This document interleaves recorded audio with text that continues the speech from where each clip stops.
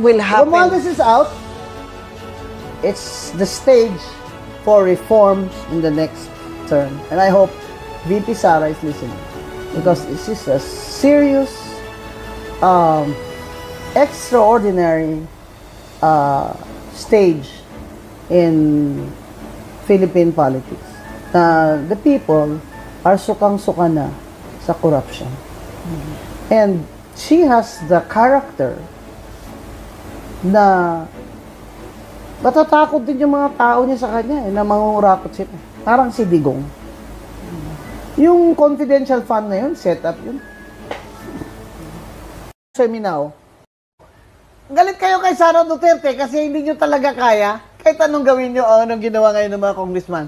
Pinasa ang budget niya without any question. Courtesy na daw. Hina mo kung ano kayo ka. Mga balimbing kayo. Wala pa nga 2027 eh. Lalaro na kayo kasi baka sakaling magpresidente yari kayo. That's how you read it? Yeah. Na pumapwesto na ha, parang nakita na nila na nawala na ng poder. Parliamentary courtesy. Bull. Eh, yung impeachment nyo. Yung mga quadcom nyo dyan, mga tawag ng tao, tuwadcom. Alam mo, no other institution of government is so vilified by the people than this House of Representatives. Ang hirap talaga ng Representatives. I caught your word. Tao, wala na talaga silang dangal. Nakakahiya na.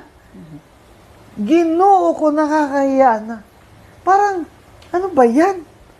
Parang ayoko na mag-congressman. Parang, if you have any sense of decency at all, stop. Stop your kickbacks. Di pa kayo nahiya niyan yung mga apo nyo, mga ano nyo, nadadamay yan. Stop it. Kaya ang gusto nyo lang, not another Duterte. Bakit? Gusto nyo, iba? Sino? Sino ang gusto nyo? Sige, I will answer you, but you answer me now.